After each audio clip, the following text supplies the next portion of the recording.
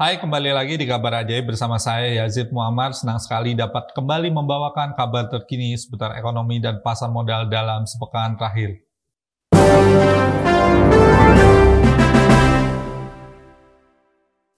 Kita memasuki kabar yang pertama. Pemerintah anggarkan dana vaksin COVID-19 sebesar 34,2 triliun.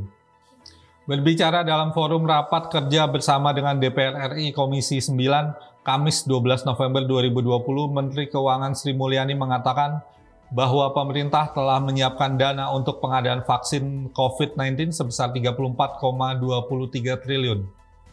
Sebagai rincian, dana sebesar 5 triliun diperuntukkan sebagai dana cadangan tahun 2020. Sedangkan sisanya sebesar 29,23 triliun dianggarkan untuk program vaksinasi tahun 2021 mendatang. Dana vaksinasi tersebut diambil pemerintah dari pendanaan Bank Indonesia melalui skema pembagian beban atau burden sharing.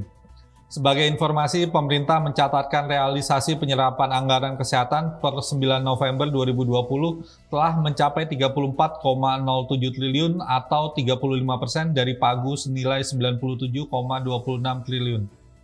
Kita memasuki kabar yang kedua. IHSG lanjutkan rally penguatan 6 pekan secara beruntun. Indeks harga saham gabungan masih dalam tren positif dengan penguatan mingguannya yang ke-6 secara beruntun. IHSG pada periode 9 hingga 13 November 2020 berakhir dengan penguatan 2,35% pada level 5.461. Secara sektoral, industri dasar naik paling tinggi dengan kinerja positif 3,04%. Sementara sektor konsumer secara persentase menjadi yang paling tertinggal dengan kinerja minus 1,45%.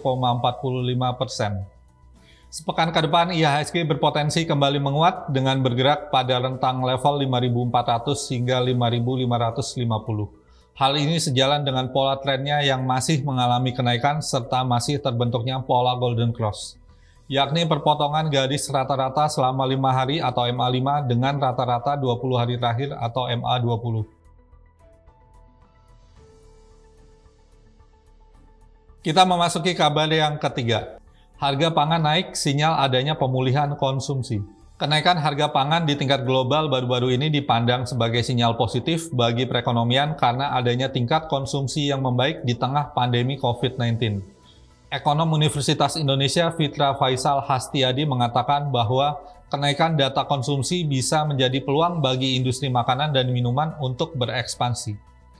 Menurut Fitra, kenaikan harga pangan ini perlu dilihat dari sisi positif bahwa ada peningkatan demand.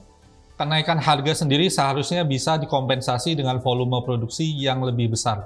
Dalam catatan Kementerian Perindustrian, permintaan komoditas pangan untuk industri makanan dan minuman tergolong tinggi. Sebagai contoh, permintaan gandum bisa mencapai 12,3 juta ton per tahunnya, sedangkan impor bahan baku berkisar di angka 7,9 juta ton per tahun.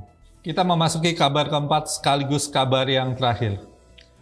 Pemerintah pastikan bantuan sosial tunai dilanjutkan hingga tahun 2021. Pemerintah memastikan penyaluran bantuan sosial tunai atau BST akan diperpanjang hingga Juni 2021.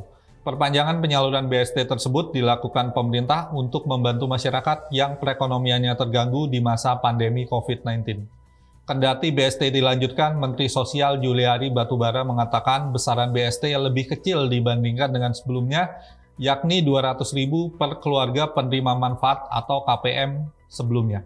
Pada periode April, Mei, Juni, BST yang disalurkan sebesar Rp600.000 dan pada periode Juli hingga Desember senilai Rp300.000 per KPM.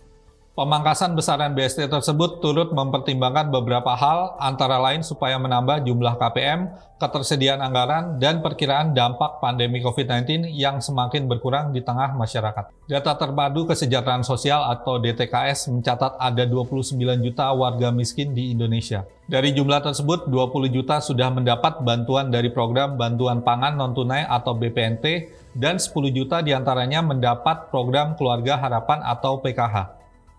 Saksikan kabar ajaib selanjutnya supaya kamu tetap update kabar seputar ekonomi dan pasar modal untuk membantu kamu berinvestasi. Demikian kabar ajaib, terima kasih.